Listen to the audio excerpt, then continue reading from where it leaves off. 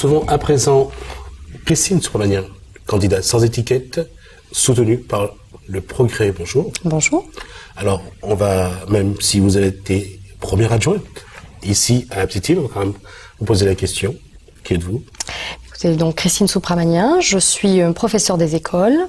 J'ai 35 ans, j'exerce en partie mon métier sur la commune de Petite-Île, dans les Hauts, sur Piton de Goyave. Ça fait 10 ans que je suis conseillère régionale. J'ai été vice-présidente de 2004 à 2010. Je suis aujourd'hui conseillère régionale d'opposition, responsable du groupe socialiste dans l'opposition. Je suis membre du bureau du Progrès, dont le président est Patrick Le Breton. J'ai été sa suppléante de 2007 à 2012 et comme vous l'avez rappelé, j'ai fait un bout de mandat de l'actuel. Pourquoi ça n'a pas tenu? Pourquoi ça n'a pas duré? On parle du mandat de 2008, bien sûr. Parce qu'il n'y avait pas de volonté de travailler. Je ne pouvais pas cautionner ce manque de volonté pour la commune. Ça n'était pas possible. Donc vous avez fait un choix en tout cas. Ça a été difficile, mais je le dis aujourd'hui, je ne sais pas si avoir tort ou avoir raison est une bonne chose. Le résultat et la situation de la commune ne me donnent en tout cas pas tort sur ce que j'avais... On va y revenir tout à l'heure. Ma question c'est aujourd'hui, qu'est-ce qui vous motive? Qu'est-ce qui vous incite à aller au municipal 2014 à la Petite-Île? Aucun esprit de revanche. Je le dis et j'y tiens. Je ne suis pas dans une logique de revanche parce qu'on ne peut pas faire avancer une commune avec un sentiment comme celui-là et j'ai beaucoup réfléchi. Ma candidature pour ces municipales de 2014, elle a été vraiment mûrie. Quand je dis que j'ai réfléchi, c'est une véritable réflexion autour de ce qui a pu se passer, mais aussi sur la situation de la commune aujourd'hui. Moi, j'ai la conviction que cette commune mérite beaucoup mieux que ce qu'elle a vécu pendant les 6 dernières années. Qu'est-ce qui a changé? Au départ, vous n'avez pas très envie d'y aller, il y a quelques années de ça. Aujourd'hui, qu'est-ce qui a changé pour vous? Qu'est-ce qui vous pousse vraiment? Qui vous a dit que j'avais pas envie d'y aller? En 2008. En 2008? Vous auriez pu y aller. J'étais enceinte. Ah oui, c'est vrai que c'est une bonne raison. Aujourd'hui, qu'est-ce qui vraiment qui vous porte? Aujourd'hui, cette commune, qu'est-ce qu'elle représente pour vous? Qu'est-ce qu'elle représente? Un atout à développer.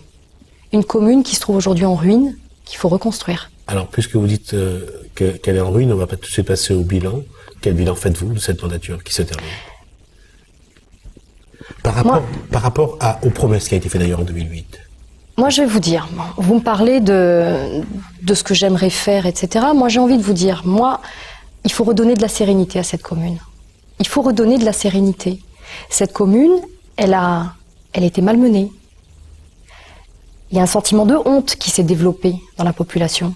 Il y a de nombreux employés qui se trouvent dans des situations de déprime, ici. Il faut mettre un terme à tout cela, il faut relancer la machine.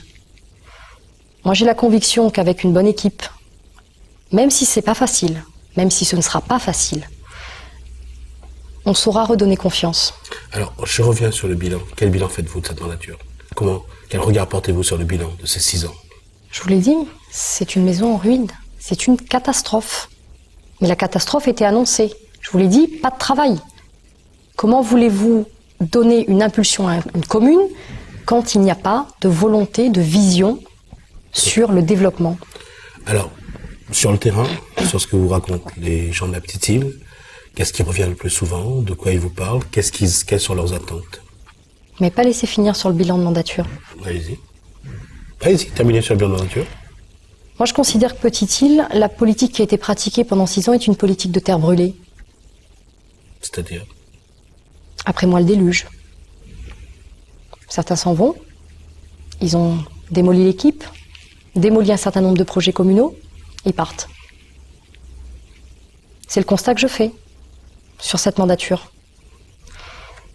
Pour moi, Petite-Île, elle a été rétrogradée pendant ces 6 dernières années, au rang de quartier éloigné de Saint-Pierre. Et je le dis, ce n'est pas comme ça que les choses auraient dû être menées sur les 6 dernières années. Petite-Île est une commune à part entière, depuis 1935. Elle est une commune. Aussi petite soit-elle, c'est une commune.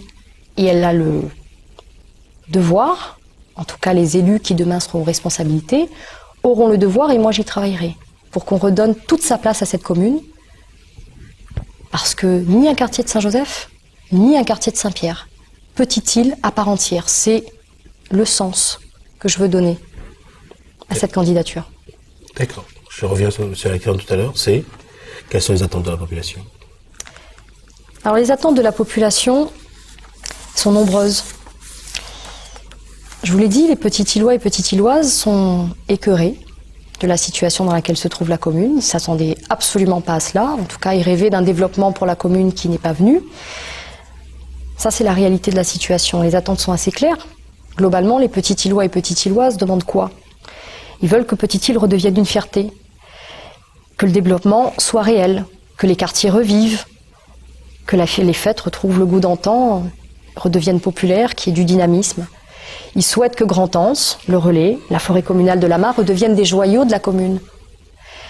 Ils veulent que l'on reconnaisse à nouveau la particularité de Petite-Île, parce qu'il y en a une, et que l'on valorise les savoir-faire de la commune. Quant aux jeunes qui se trouvent sur la commune, que j'ai rencontrés, ils sont révoltés, ils attendent, mais ils n'attendront pas longtemps. Ils se sentent abandonnés. C'est aussi le sentiment de nos aînés, de nos gramounes ici. Alors ils demandent quoi? Simplement qu'on les considère, qu'on les aide, qu'on les soutienne pour qu'ils construisent un projet d'avenir pour les jeunes et puis qu'on les accompagne pour les plus âgés. Mais ils attendent surtout dans les médias que l'on remette des projets de l'animation au cœur des quartiers qui sont aujourd'hui délaissés. Et c'est avec cette question, il nous reste 3 minutes, quels sont les grands axes de votre projet et comment vous allez répondre à leurs demandes? Écoutez, il y a tellement à faire et il faut tout reconstruire. Redonner confiance en la politique, je crois que c'est important, en remettant du lien entre le politique et la population, être à l'écoute, échanger, consulter. Dans les quartiers, dans les écarts, développer des projets d'animation, rebooster le milieu associatif, reconstruire les associations pour permettre de créer des manifestations et des rencontres de qualité. Pour le centre-ville de Petite-Île. Dernier de la Réunion sur le plan de l'activité économique. Lancer un travail partenarial avec les commerçants pour définir un nouveau projet de développement de centre-ville. Travailler également au développement de la zone d'activité pour accueillir de nouvelles entreprises. Sur le plan de l'agriculture, développer les réseaux d'eau et accompagner les projets, il y en a encore de nombreux, moyens et petits, de développement agricole et d'élevage. Il faut le faire. Travailler au désenclavement des hauts et des écarts, tant sur le plan des déplacements que sur le développement numérique. C'est important. On peut être loin, mais on a le droit aussi à Internet. Sur l'école, proposer un projet éducatif de qualité avec des associations culturelles et sportives de la commune. Mais surtout, je le dis, préparer l'avenir de Petite-Île, proposer des logements diversifiés, construction de logements sociaux et intermédiaires, programme de rénovation pour accueillir aussi la population dans de bonnes conditions, celle qui va arriver, ceux qui sont déjà là et qui vont devoir décohabiter. Et pour cela, prévoir les réseaux d'eau et d'électricité qui vont avec, parce que c'est important. Sans ça, on ne peut pas faire de logement. Il faudra aussi relancer Petite-Île sur la voie du développement touristique en lien avec son agriculture. C'est une vraie démarche créatrice d'emplois et créatrice de richesses qui doit être mise en œuvre. Et la commune a de vrais atouts pour y arriver. Voilà quelques lignes de mon programme. C'est une présentation qui ne peut pas être exhaustive. Je vous l'ai dit, il y a beaucoup de choses à faire. Mais moi, je souhaiterais remettre cette commune sur le développement. Et c'est sur cette démarche-là de développement touristique avec la population que je souhaite mettre en œuvre. Alors, un point, c'est l'agriculture. Vous en avez parlé tout à l'heure. Qu'est-ce qu'il faudrait faire? Qu'est-ce que vous voulez apporter à l'agriculture sur la Petite-Île? L'agriculture fonctionne déjà très très bien sur la commune. Les agriculteurs sont très qualifiés. Ils ont besoin de quoi? D'avoir une municipalité qui les accompagne, qui les aide à avancer encore un peu plus dans leurs projets. Alors, il nous reste moins d'une minute. La question, quelle maire veut être Christine Soupramagnin? C'est une question supplémentaire? Non, c'est une question vraiment. Quelle maire? Ouais.